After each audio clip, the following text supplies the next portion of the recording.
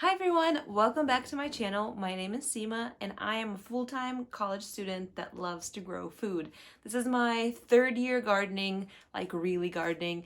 In today's video, I'm going to be showing you how to up pot your plants and give them a little more space to develop and grow. First of all, I want to notice that not everything sprouted, so don't get discouraged after you've sown some seeds and they look a little leggy, maybe brown, maybe dying, maybe didn't even sprout. It happens to the best of us, honestly. Just look at this. There's one seed tray that completely didn't come up. One seed tray that looks pathetic, very sad. However, that being said, I have some good ones.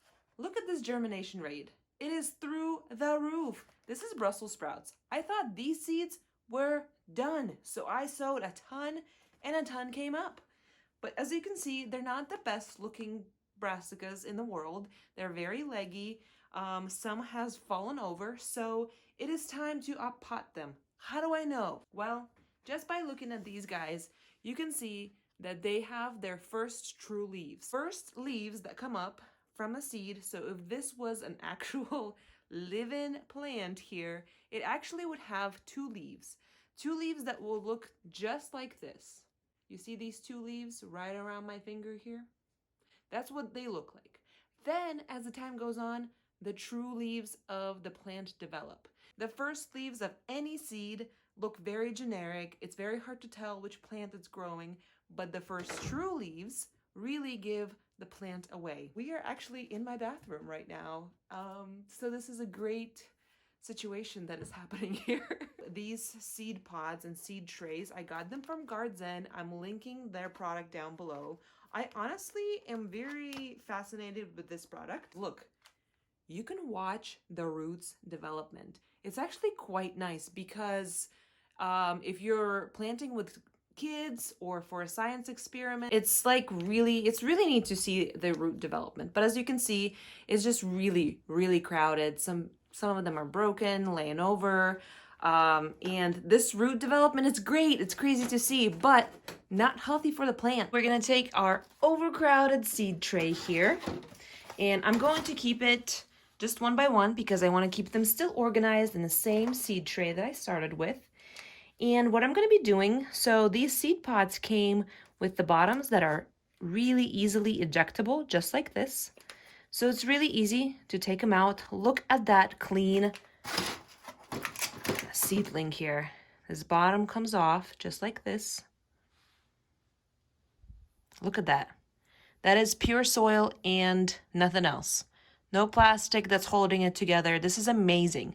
So what I'm going to be doing is literally separating. So I'm going to pick out the best looking seedling here. So obviously this one is not really great. This one's too tall, too leggy. So I'm between these two here. And I might even save two of these and see if any other seed tray does not have the best one and plant one of these there. So that's what I'm going to be doing, kind of all over. These seed trays are amazing. Again, I'm linking them down below. What I'm going to be doing is down here in the bottom, you just push it through just like that. And you still have one piece of plastic here. This one right here. Take it out just like that, and you are good to go. So this one only had two.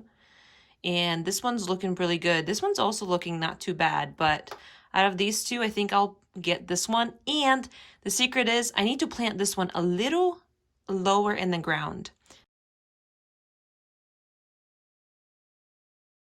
All of my seedlings out of the tray. I'm going to fill up this tray with some fresh potting mix halfway up, just so I can give some more nutrients to my up-potted plants.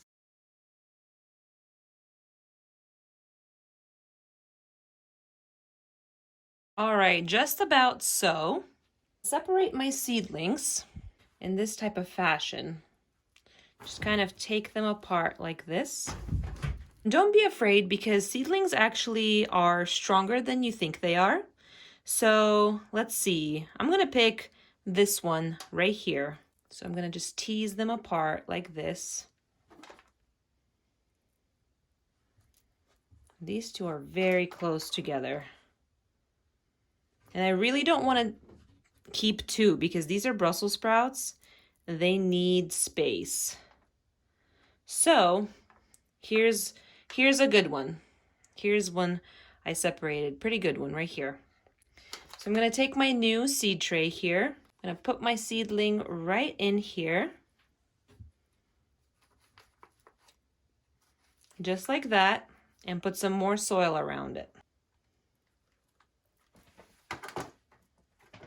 So as you can see, this is potted way deeper than it used to, and now it's much stabler. It's not swinging back and forth. It's not leggy. It's perfect. This is what you want. So that's what I'm going to be doing with the rest of this seed tray and moving on to the rest of the brassicas. So as you can see, this is much less crowded in comparison to this right here. Not done. Done. And obviously I planted way too many seeds. As you can see, there's a lot of discard here, but it is what it is. And last year me would have said, let's plant them all. But you know what? It's not the best. It's not the best to overcrowd your garden. It is actually around 11 o'clock at night when I'm doing this, and I am quite tired, but I'm so happy to get my hands in the ground, repot these plants, and see them grow.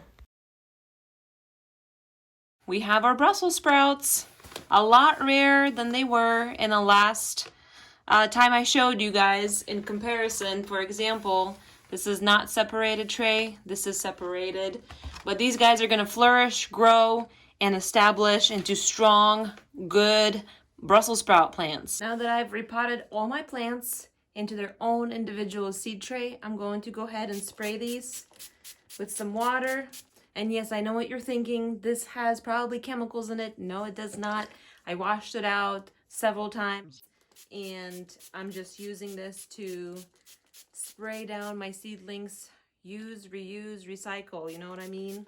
I'm so excited to start my whole entire garden from seeds pretty much. I have not bought any starts. I'm not planning on buying any starts. So this is my garden. One shelf should be enough to fill in my whole entire garden. So I'm excited to bring you guys along on my journey. I'm curious to see what you guys are growing. I'm trying to be as thoughtful about it as possible. If you have not seen my 7 things I wish I knew before I gardened from last year video, I'll link that up above, but I definitely learned a few lessons of what not to do in the gardening, and you know, it was a fun experiment to just kind of try and learn and figure it out. Definitely one thing I do recommend is growing flowers, because it attracts so many pollinators, and it's so beautiful to watch. What I do with my flowers is the Rexo, so I'm not going to be starting flowers in the seed pods, but I'm going to be sprinkling some flower seeds all throughout my garden. Otherwise, thank you guys so much for coming along into my bathroom and watching the process of what I do with my seedlings. I hope you pot your seedlings if you have them going on. If not, plant those seeds. It is time for you to garden. Go garden a little, and I'll see you guys on the next one. Bye.